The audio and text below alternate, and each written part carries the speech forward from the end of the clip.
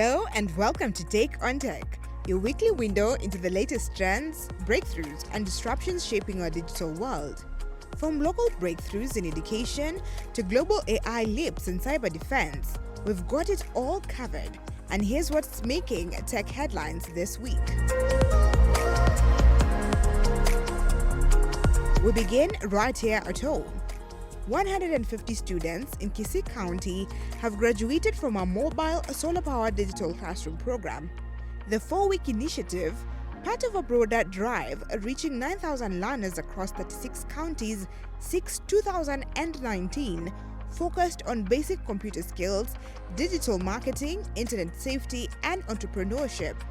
Education's Ministry official Joseph Njau praised the effort, saying it aligns perfectly with Kenya's bottom-up economic transformation agenda, specifically the digital skills superhighway. We are not training for the local market only, but we are training for the HOTS. We are training for the international market, and that is why these digital skills are very key, because you know that the world has gone digital. Even when it comes to commerce, we are talking about e-commerce. Everything, we are talking about artificial intelligence and so on and so forth. And we do not want to be left behind as a country.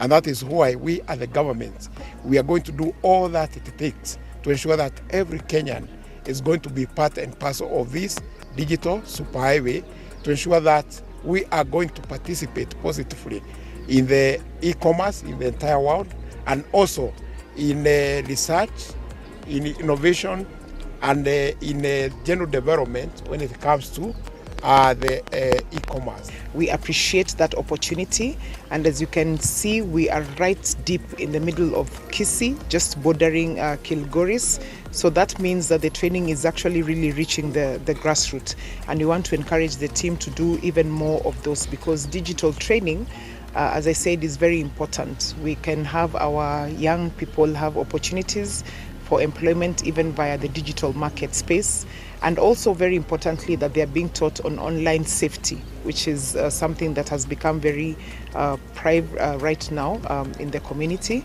So very thankful to the team, and we want to encourage Huawei Kenya, together with all the other partners, to continue with that very noble cause that they are doing. This can really assist the Gusii region, because Gusii region is 80% agricultural.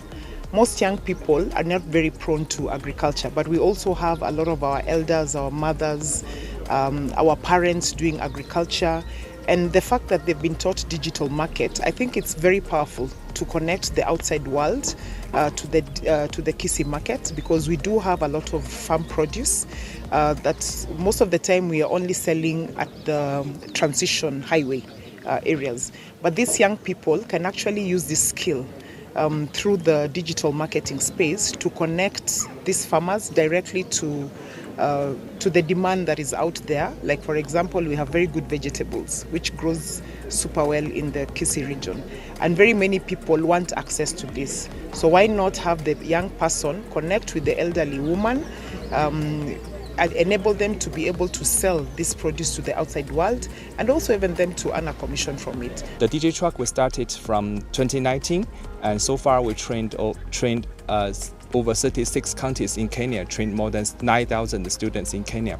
The reason why I started DJ truck initiative is because we see that the digital literacy is very important in Kenya, especially we see the digital gap between the rural area and the city. So that's why we launched this DigiTruck initiative. We bring digital technologies to the rural areas to train the students the basic technologies, basic 5G, AI technologies, and we want the students to use these technologies to make it into daily use. Like you can use the digital marketing knowledge to benefit your selling, like to sell your products to the market and promote it to the international market. This is Tech for the People, by the people.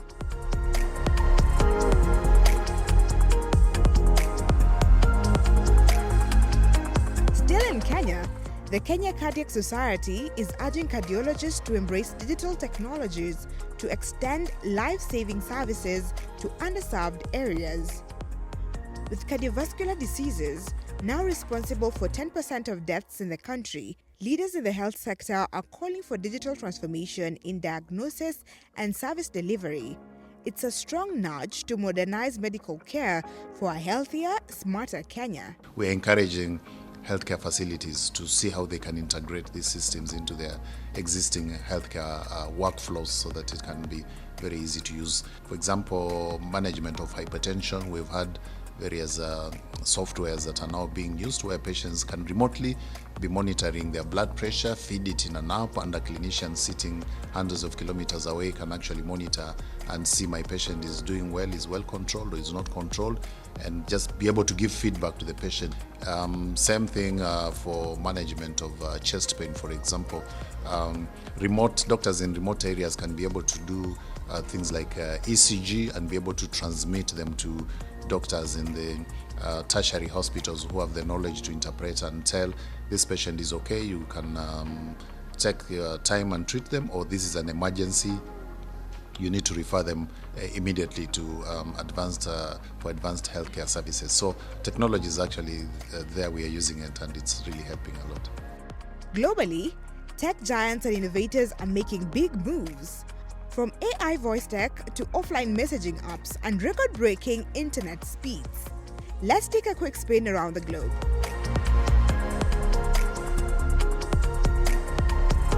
Meta has acquired Play AI, a Silicon Valley startup known for creating hyper-realistic AI voices.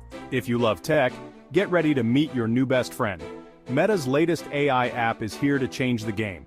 Meta has just launched its new AI app, designed to be your personal assistant and more. This app, powered by the advanced Llama 4, promises a conversational experience like no other. You can use voice commands to generate and edit images, making interactions feel natural and intuitive. But that's not all. Meta AI gets to know you better over time, tailoring responses based on your preferences and interactions across Meta's platforms. Whether you're on Facebook, WhatsApp, Messenger, Instagram, or even sporting Ray-Ban Meta glasses, this AI goes wherever you go. Plus, with the Discover feed, you can explore and share prompts, creating a vibrant community around AI interactions. Stay tuned as Meta continues to innovate and bring us closer to the future with their groundbreaking AI technology. Don't forget to check it out and see how Meta AI can revolutionize your digital life.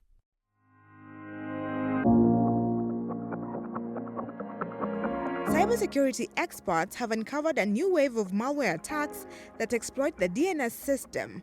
Yes, the same one that helps load your favorite websites.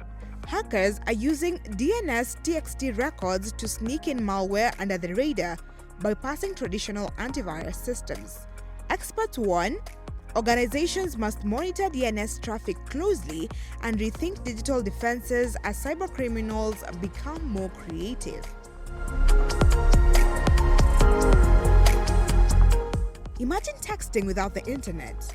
Jack Dorsey's new app, BitChat, uses Bluetooth mesh networking to allow messaging without Wi-Fi or data, ideal for blackouts or privacy-focused users. Currently, in iOS beta, BitChat emphasizes peer-to-peer encryption, no personal info, and complete decentralization. Japan just shattered the internet speed record, hitting a mind-blowing 1.02 petabytes per second. That's fast enough to download Netflix's entire catalog in seconds. Thanks to a 19-core fiber optic cable, researchers sent this data over 1,800 kilometers, almost the distance from Nairobi to Congo's border. While it's still years away from consumer rollout, this leap could transform AI, cloud computing, and global connectivity. Imagine a world where technology doesn't just connect people, but also transforms the world of those who have been often left behind.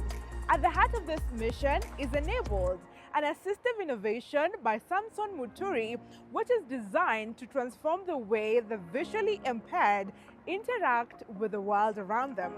On this particular episode, we had our very own colleague Moses Chira test it out. Our inspiration actually came from, there's a time we were visiting Thika School for the Blind, together with Kilimanjaro Blind Trust Africa. We already were thinking about how inclusivity can be used on different systems. So I work with AI and computer vision a lot. So we went to Thika School for the Blind and we did a session on how computer vision can help people with visual impairment. And after the session, there was this kid whose helper was not available.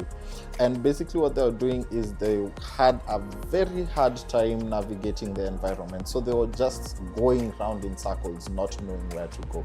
So I said, where tech is these days, this is not supposed to happen. Even walking sticks, walking dogs, and people helping you, where we are in technology at the moment, there are very many tech solutions that will help. So I started thinking about it in that direction.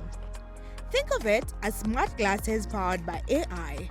And like White Cane, enable users' computer vision and voice AI to describe a user's surrounding, read text aloud, and even recognize people. So the solution works for people with low vision and total blindness.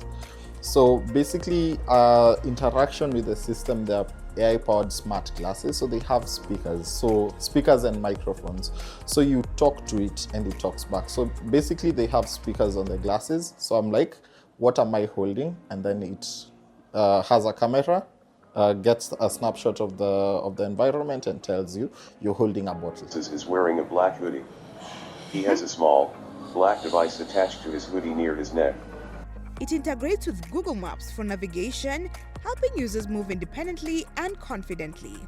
Moses Chira, a visually impaired user, tested the device and called it nothing short of empowering.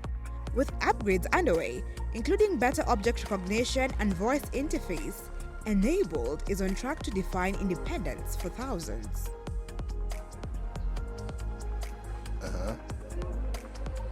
Oh, yeah, huh? Okay. So Imani described here the room has glass windows and there are two other men in the room. One behind the camera. I presume it's you. Is it? Yeah. Okay. This is really interesting. We can ask it now, how big are these guys?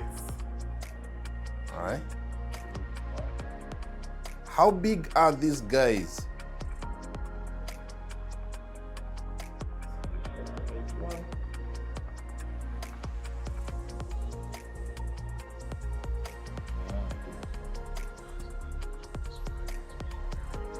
Oh my God.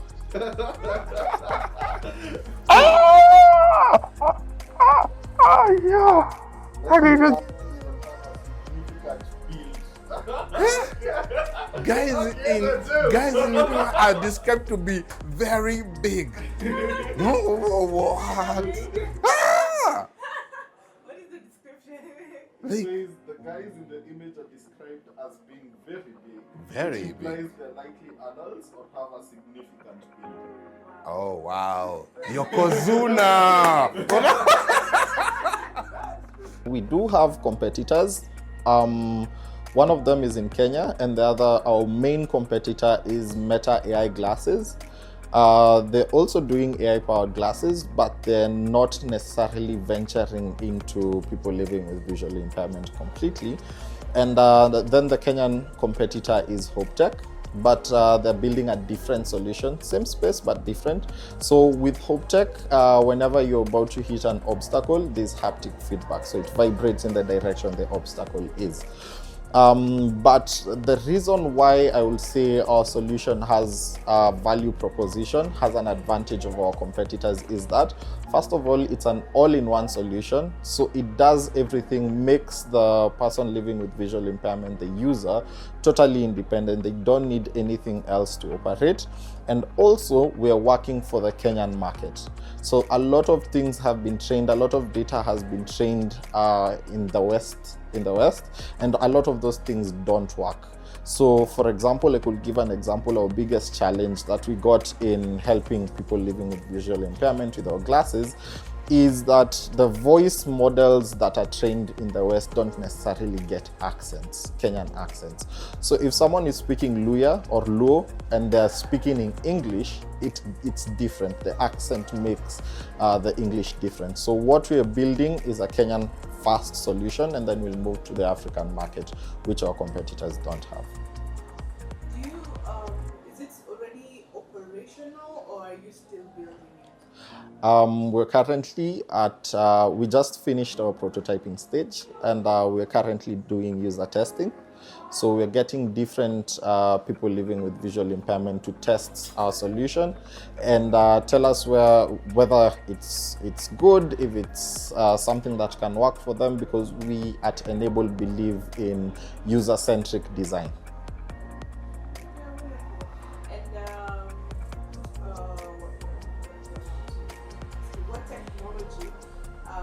What specific technologies have you used to come up with this class? So we do a lot of AI. We train visual models. So computer vision is a big part of Enabled. So we major in two different AI fields. That's computer vision and audio processing. So because it works mostly, it's voice controlled. So we build AI models to work on the audio, and we build AI models as well to get context of images. Where do you see this going in the next 3 years, 5 years? So I will say that we're currently fundraising to kind of move things from prototyping to market. But in 3 years, I wish and I hope, and the vision for Enabled is that it gets to the hands of the people who really need it. So in 3 years, we wish to move from the Kenyan market and start moving into Africa. From smart glasses that talk to mobile classrooms that teach, tech continues to change how we live, connect, and overcome. That's it on Take on Tech. Tell us what you think about this assistive technology, a brilliant innovation by Samson Moturi. Talk to us at KBC Channel 1.